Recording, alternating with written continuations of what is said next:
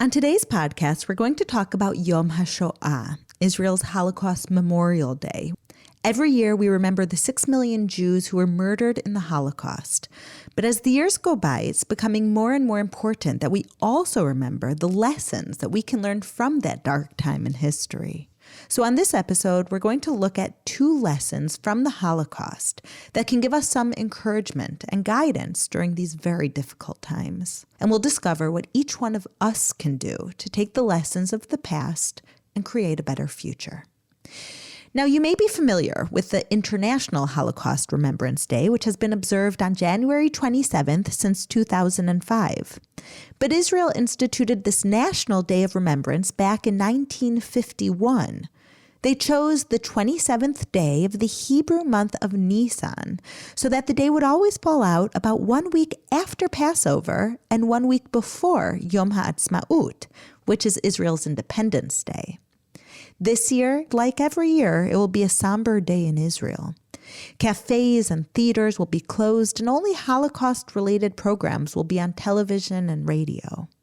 At 10 o'clock in the morning, a 2-minute siren will sound across the country, and everyone, everywhere, will stop whatever they are doing. The entire country, with the siren blasting in the background, will stop, will pause.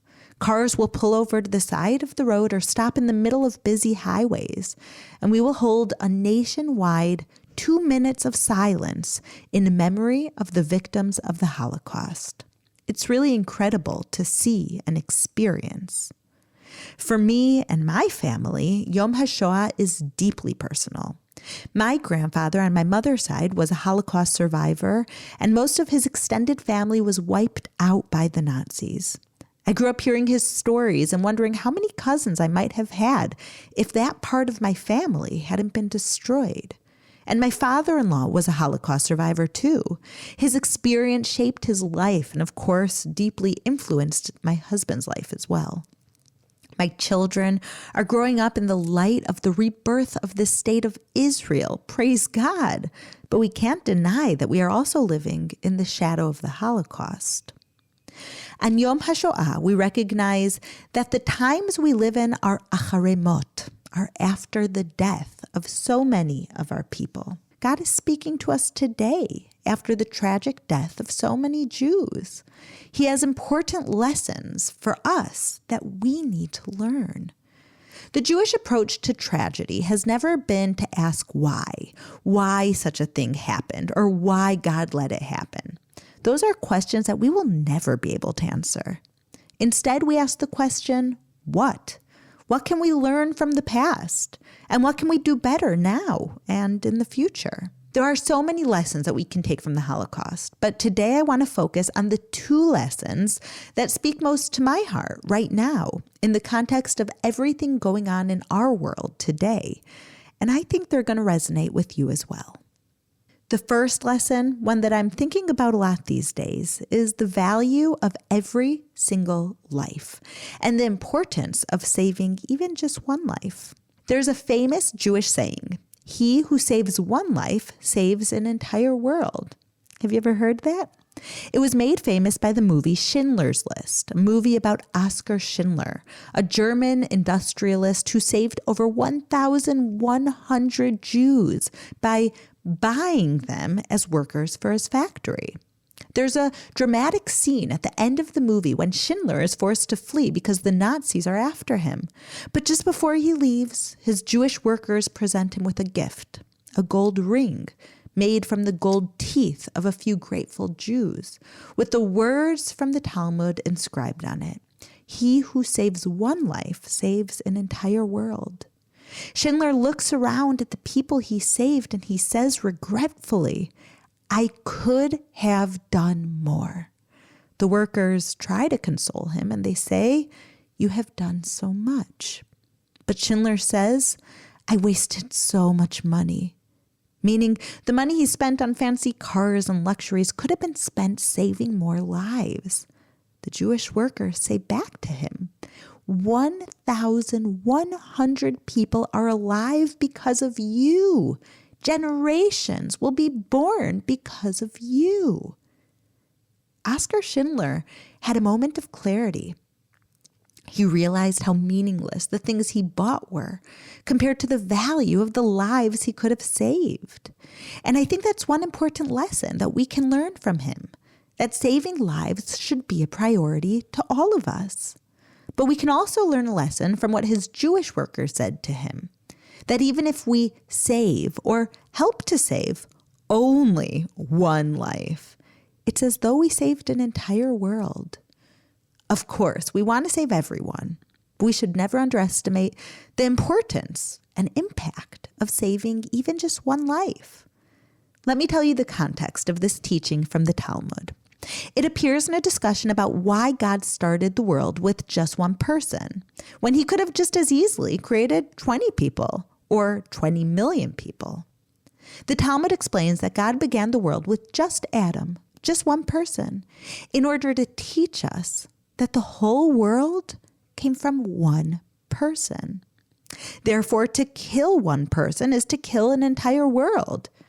And on the contrary, to save one life is to save an entire world. A few years ago, I saw an amazing photo that went viral on the internet that really demonstrated this idea powerfully. It was a photo of a woman named Shoshana Ovitz on her 104th birthday. Shoshana was a survivor of Auschwitz, one of the worst Nazi concentration camps. For her birthday, she requested that all of her descendants, her 4 children, her grandchildren, and her great-grandchildren, join her at the Western Wall in Jerusalem. The photo that went viral was Shoshana and her descendants in front of the Western Wall, because there were over 400 of them. It was a testimony to the triumph of the Jewish people over the Nazis. But it also demonstrated the truth that if we save someone, we aren't just saving one person. We are saving future generations, hundreds, thousands of them. Over the last few decades, there have been many reunions between righteous Gentiles, those who risked their lives to save Jews during the Holocaust, and the people that they saved. And what makes these reunions so powerful is that most of the time, the Holocaust survivors bring their children and grandchildren and even great-grandchildren with them. I can't even imagine the emotions of those righteous men and women when they see with their own eyes how they didn't just save 1 or 2 people. They saved a world of people. And one more thing. Even if one person's life was saved and that person never had any children or grandchildren, like so many of the Holocaust survivors that the fellowship takes care of today, to God, each person is an entire world. To God, they are as valuable as an entire world. And that's why they should be that valuable to us too. We need to take this lesson and apply it to our lives today. We need to make saving lives a priority.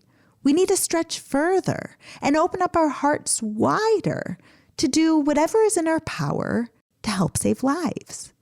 And at that same time, we can also take real deep comfort in knowing that while we can't save everybody, although I really wish we could, and sometimes I stay up all night hoping that I could, every person that we are able to save is a whole world. I'm so grateful that the International Fellowship of Christians and Jews has been able to save thousands of lives, and it's only possible because of our dedicated staff and very generous supporters who value every single life. We've moved mountains to save lives, and sometimes just to save one life. The second lesson from the Holocaust that's on my heart today is the power of just one person to have a huge impact on the world.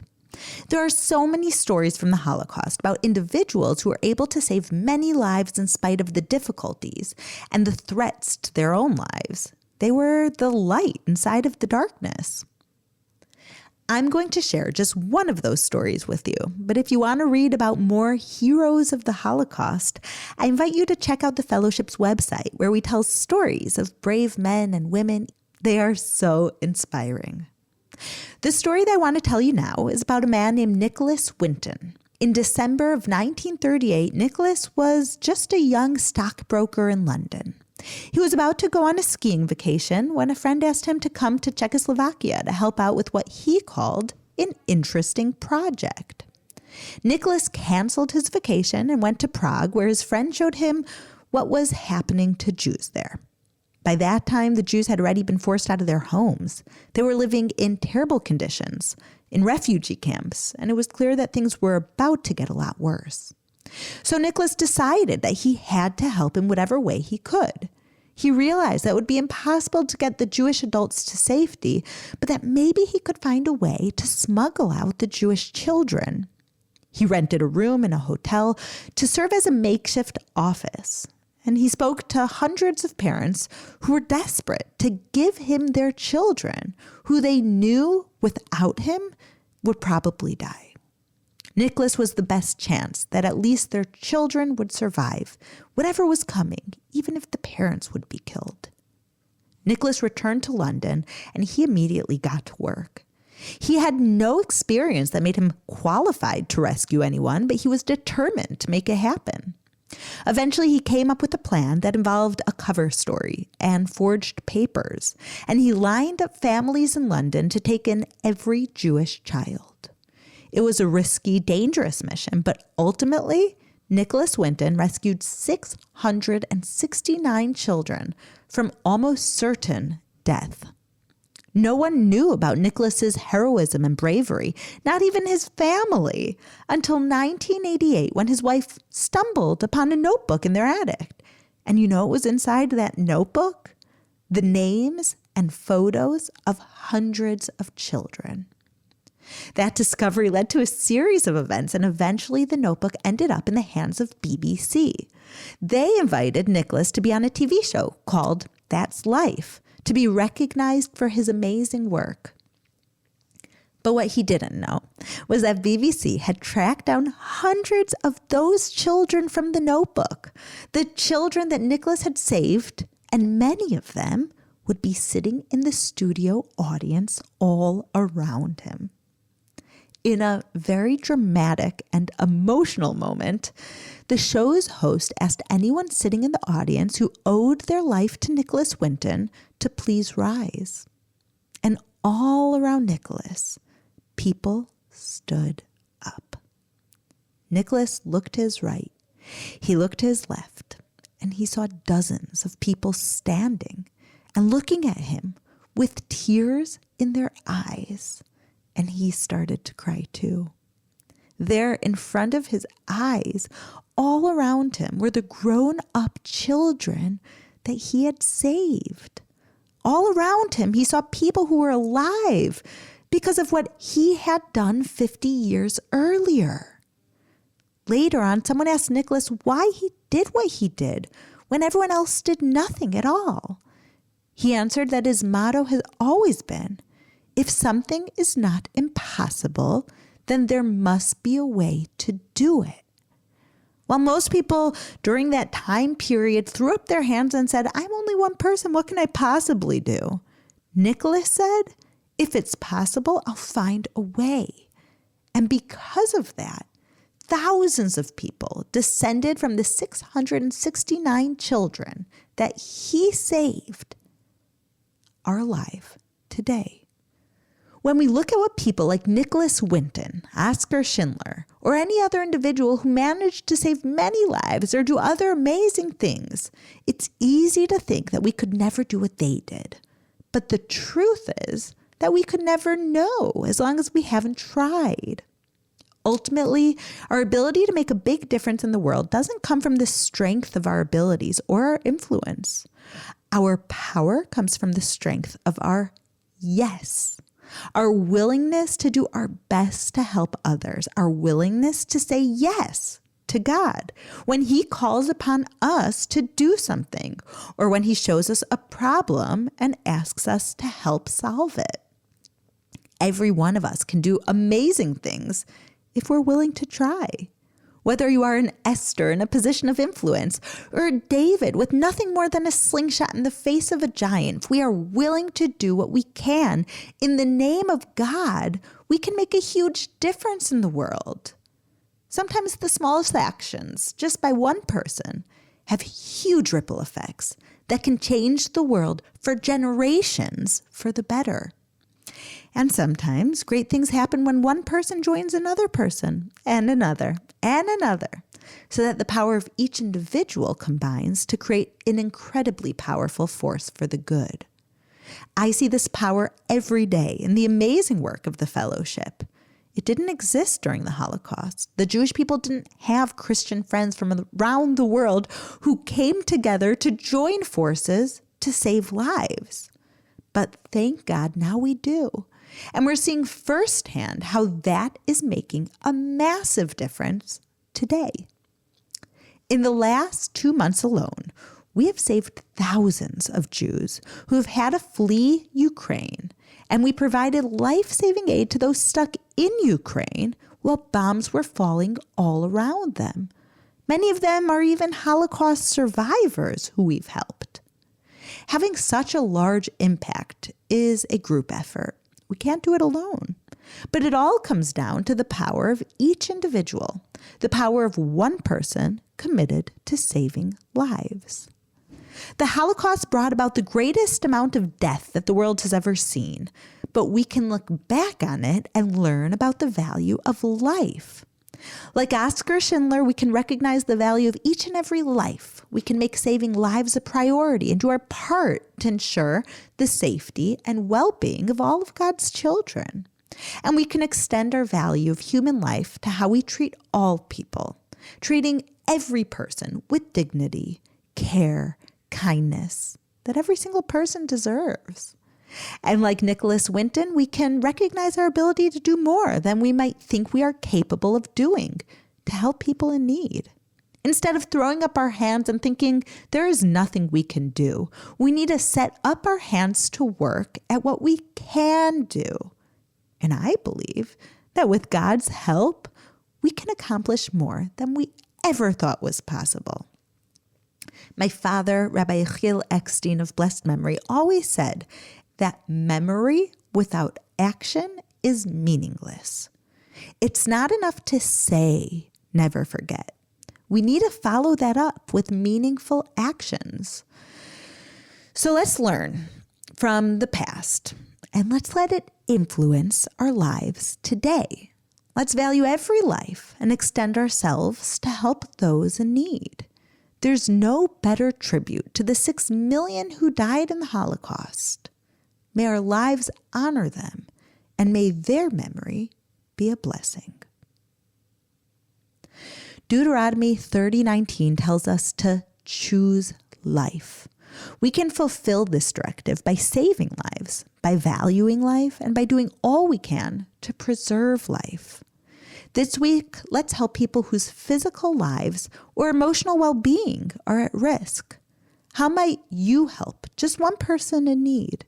How might you help people in danger around the world? Can you partner with a charity?